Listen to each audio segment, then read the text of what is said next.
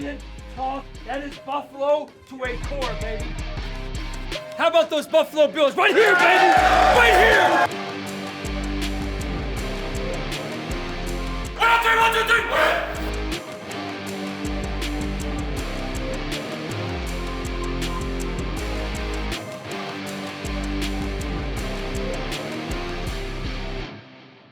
Hey everybody, and welcome into week 13 of the Sean McDermott Show. We're presented by Kaleida Health. Thanks for spending some time with us, and Sean, thanks for giving us a few minutes. You squeeze, 2 games into 5 days, and you split them. A win here at home against Tampa Bay, then you went on the road to Houston, took a tough loss.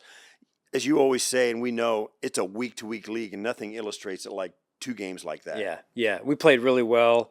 Very gritty performance against Tampa Bay. Last night, gritty, just couldn't pull out the win. Certain things got in the way, and we've got to get better and make the adjustments we need to make. Yeah, Josh typifies that as highs and lows. In the 2 games, he scored all the touchdowns against Tampa Bay, and then the Texans, he 8 sacks, running around for his life. Just a different atmosphere and a totally different defensive performance from Houston than you got from Tampa Bay. But Josh always seems to give you a chance to win it at the end, right? How do you see him rallying the team together in the final 6 games of this regular season? Well, he's a great leader, and he's a heck of a competitor. We'd all love to play for him if we could still play. I know you would. I would as well. And he's just a guy that endears himself to his teammates in the way he handles things and handles adversity, and he's a tough guy to knock out. So we love him for it. And James Cook continues to be a weapon for the offense, and this time in the passing game. 3rd straight 1,000-yard performance from him on the ground, scored receiving TD versus Tampa Bay, and then he comes back and snaps off the 45-yard run against Houston. What kind of confidence boost does James give this offense, knowing that you've got a guy there who's really dependable and can come through in just about any situation? Well, it's another dimension for us. In the run game primarily, also used in the pass game against Tampa Bay. That's an important facet for us that moving forward we need to integrate, is him in the passing game and out of the backfield for us. So Ray Davis comes in. You've been looking for something in the return game, and it's been a little bit of a revolving door back there. Now he's become really reliable kick returner anyway. 2 big returns versus the Bucs. Had a 97-yarder for the touchdown against Houston. It's the first kickoff return touchdown by a Bills player on the road since 2010. I mean, it's been a minute. What kind of spark does this return game give you? Obviously Ray can help, but what are you looking for from that return game to help you spark? Well, it's big. It creates field position for our offense, and we've been looking for it. And Mecole Hardman popped a big one against Tampa Bay to open up the kickoff return when we went on offense there, and that was huge for us. And then he goes down. Ray pops a couple big ones there, hits a big one against Houston to the house. So I love the fact that Ray is really bought into the special teams role and invested in it. Resiliency has been kind of a theme for your defense. I mean, they're battling some defensive injuries everywhere. I mean, and I was like, oh gosh, I thought that was a natural grass surface at Houston. It wasn't. And I was about ready to write a letter to my congressman about that. But anyway, you got guys, they're still making plays to give you a chance defensively. Cole Bishop with an interception against the Bucs. 3 points allowed in the second half as they got it together against Houston, even as guys were dropping in that game. How does that resilient mindset trickle down into this defense regardless of who has to line up? Well, that's how we got to be, right? We got to figure out a way to get it done, to give our offense a chance to win the game. And the amount of injuries we've had on defense, no excuses. Been very impressed with how the guys have stepped up, and we have to really embrace that next man up mentality, but also that chip on your shoulder identity as well as we move forward. All right, Coach, we're going to take a break. We're going to come back and get your final thoughts on facing the Steelers on Sunday. We'll be right back. Game Plan is presented by Energy Mart, official energy supplier of the Buffalo Bills. When we come back, Eric Wood gives us his breakdown of the Bills game against Houston and the season at this point. Later on, learn more about center Connor McGovern's love of Thanksgiving.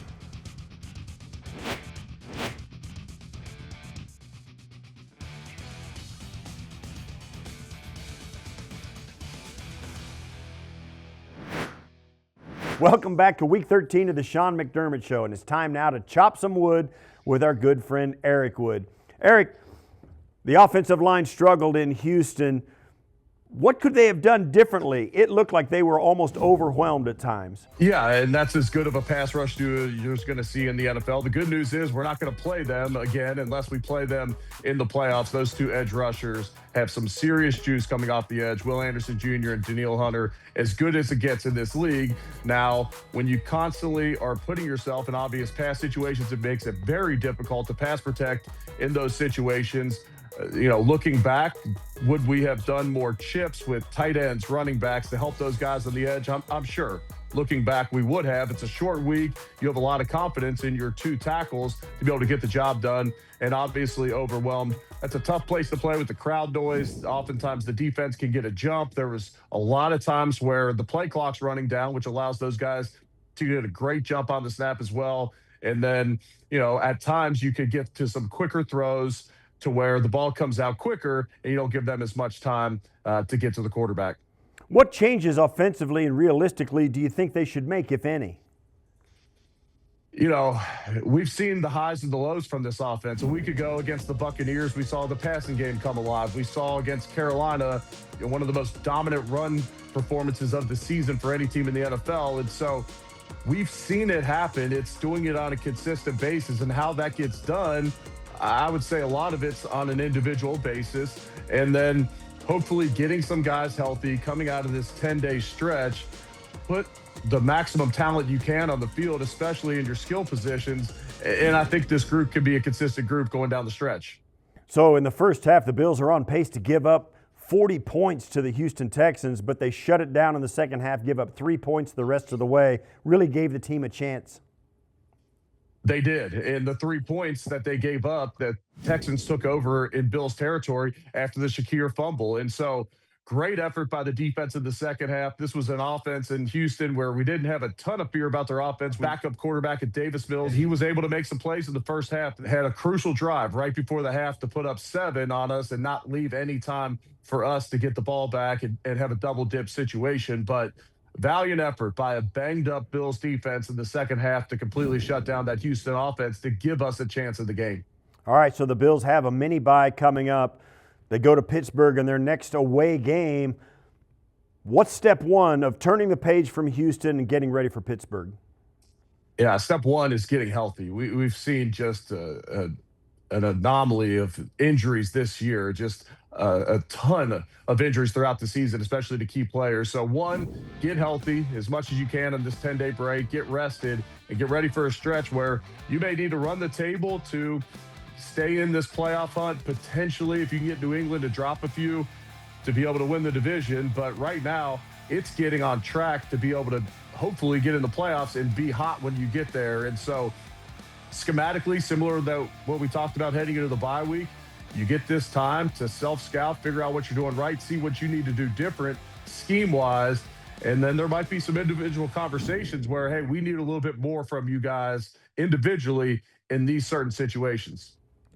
Eric, thanks. We'll look forward to seeing you on the broadcast in Pittsburgh. Travel safe. Thanks, Steve. Still to come on the Sean McDermott Show, learn about Connor McGovern's love of Thanksgiving on Inside the Charge. Plus, we take a look at some next-gen stats in Sportsology.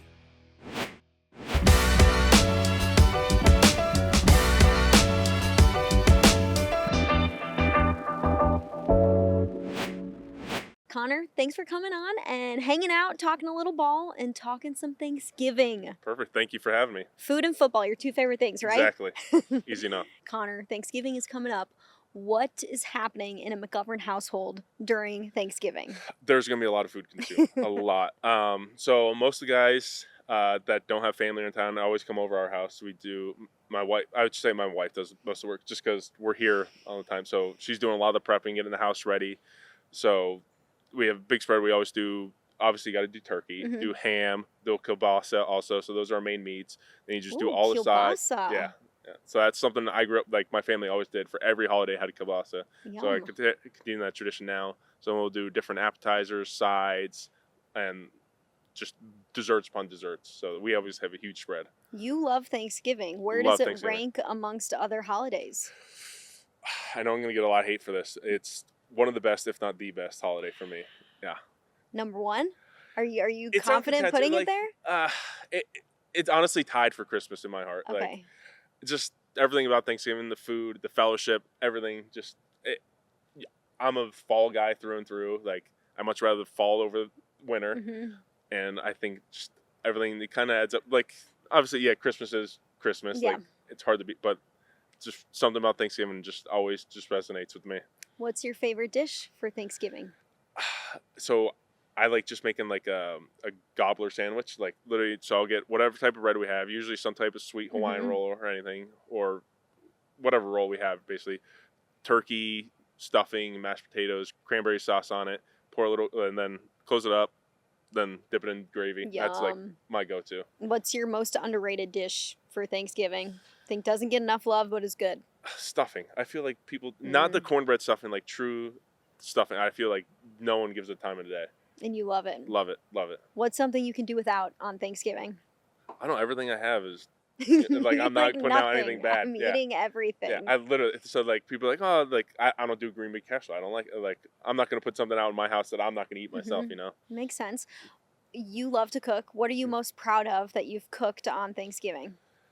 Probably like the thing I enjoy the most and most proud of is, so my grandmother had her own recipe for how she did her holiday ham. It's Mhm. like a sweeter style. I'm not gonna tell you, it's a family secret how we make it. That's probably my favorite thing to make. Okay. And then I will say that's probably one thing my oldest brother he makes, and he makes it better than that. So I'm still trying to. So no one truly. He's the only one that learned from her how to make it. So he makes it the best. But I'm slowly learning too. How do you make your turkey? I'm just as simple, just roast it. Mhm. I've done it before. I've smoked it, fried it. I'm just classic, just roasted through and through. And that tastes the best to you. Still moist? Still good? It's still very good. Always moist. That's like some people, I don't know, line. I won't name names, that don't like Thanksgiving. They know who they are. I always say turkey's dry. I'm like, then you're making it wrong. You're Like, doing it it's wrong. not my fault that you make your turkey dry and you think it's overrated. I make it every time. It's moist. It's delicious. I like Thanksgiving and turkey so much that my wife gives me a lot of shit for this. And at least once a month, I'll make like a Thanksgiving meal. Yeah. Once a month, At least Connor? once a month. Yeah, I'll go get a giant turkey breast, roast it, make all the sides, and then for about 3 or 4 days, I'm making. How much work does that take to do once a month? No, it's honestly not that bad. Like, I'll do it like a Sunday or a Monday, like out of the season, usually Sunday, during the season Monday, and it's just a couple hours to roast turkey, and then you just make the sides. It's really not that hard. You must be a speed cooker, because I think if I tried to do that, it would take me 12 hours. It doesn't take that long. Like, it obviously you're making in the morning, it's ready in the afternoon, but like it's one of those comfort meals for me, You and I'll love always do it. Thanksgiving so much do. that you have Thanksgiving once a month. Yeah, and then it's my wife and daughter hate it. Well, I shouldn't say they don't really tolerate it as much. So I'm the only one eating. So I eat it for 3 or 4 days, and then I'll give my dogs turkey too on top of it. So it's me and my 2 dogs eating Thanksgiving meal at least once a month. A happy house. Yeah, exactly. Okay, the food coma hits. What are you doing? Eating more. Eating more. Yeah, I double down. I don't even care if we weigh in on Fridays if I have to. I'm eating so much at Thanksgiving. But luckily, so we do our whole feast downstairs. So we do a whole tables, everything out in the basement, spread out. And luckily, we got a gigantic couch on there. So I think last year we had like 6 people sleeping on it. 6 offensive linemen sleeping on the couch at once. Everyone was just out cold. That is amazing. Well, Connor, I'm so happy that your favorite holiday is right around the corner and you Can't get wait. to celebrate it and make all the great food. Oh, I'm so excited. Can't wait. Thanks for coming on. Of course. Appreciate Thank you for it. having me. Next up on the Sean McDermott Show, we break down some next-gen stats in Sportsology.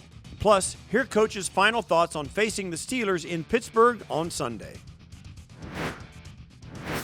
Sportsology is presented by ECMC. ECMC, official healthcare provider of the Buffalo Bills. Buffalo's running backs have been impact players the last 2 games.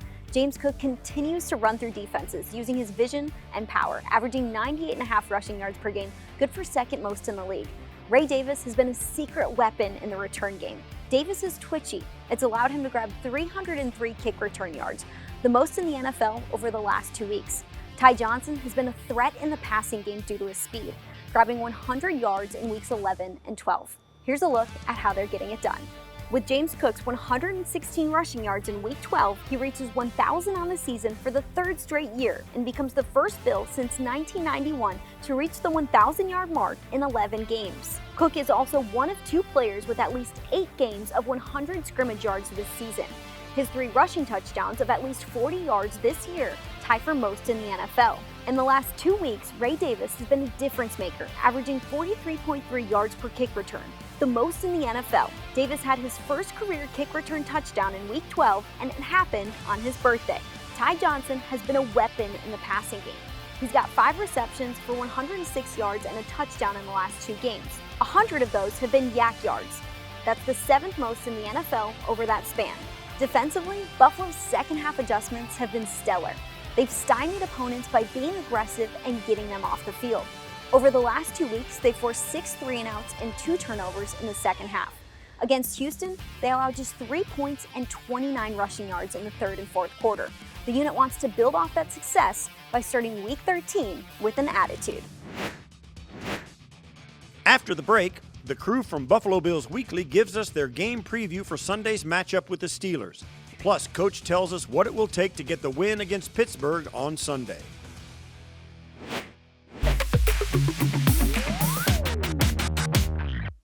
The Bills are back on the road for a game against the Pittsburgh Steelers in Week 13. Steelers quarterback Aaron Rodgers has a fractured left wrist. Rodgers pushed the play last week against the Chicago Bears but could not go. Head coach Mike Tomlin said he expects Rodgers to be ready for this week. Yeah, I mean, barring a setback, we expect him to start against the Bills. He's wearing that left immobilizer cast on his left wrist, non-throwing hand, obviously. And look, this is a guy that likes to get the ball out fast to begin with to not take hits. I think he's going to be even more apt to get it out fast this week to minimize hits on that injured wrist. The Steelers' offense is middle of the pack, averaging 25 points per game. They rely on their quick game and yards after catch to move the football. Aaron Rodgers, like you said, second fastest time to throw at 2.76 seconds. When it comes to stopping that, what's the recipe to success? I think they can pull a page out of their defensive playbook that they've used against Tua in recent years. You know, they play that quarterback twice a season, and they know Tua likes to get the ball out fast. So what they try to do is shut off his first read in the progression, get him to pat the ball in the pocket, and then if he's got to scramble around, we know Tua is not a good second reaction player. Aaron Rodgers used to be one of the best second reaction players in the league. Not anymore at 41 years old. You force him to go to second and third options. Now he's no longer an anticipatory thrower. He's got to be a second reaction thrower. That could allow your pass rush to get home. The pass rush could gain some confidence if they're able to take that first read away from Aaron Rodgers and pressure the quarterback. After a week where Josh Allen was sacked 8 times, Buffalo's offensive line wants to get back to being a steel curtain in the Steel City. Well, the Steelers have a pretty good pass rush. It's led by TJ Watt, one of the best in the game, who's absolutely relentless. They rank top 5 with 34 sacks. When it comes to getting past the pass rush and taking advantage of their weaknesses, how does Buffalo do that? I think you got to run right at him, but again, much like the Steelers are going to try to do, I think the Bills have to get back to their quick release passing game. It worked exceptionally well against a very good Chiefs defense about a month ago. I think they have to get back to that here, and here's a big reason why. The Steelers' defense has given up the 3rd most yards after the catch this season, over 1,500 yards in 11 games. That's a lot. So if you can get the ball in your playmakers' hands early, get it out of Josh's hands to alleviate the pass rush, let those guys make plays and get yards for you after the catch. Buffalo is searching to get back in the win column, 7-4 on the season so far. For more from Brownie and Maddy, including insights from players and coaches, check your local listings for Buffalo Bills Weekly, also available on Buffalo Bills YouTube. Coach, back on the road this Sunday afternoon, you're facing the Pittsburgh Steelers. I mean, Mike Tomlin, you go, guys, we've talked about it a million times about how you were college teammates. He's still there in Pittsburgh. You've you've been here for pushing a decade in Buffalo.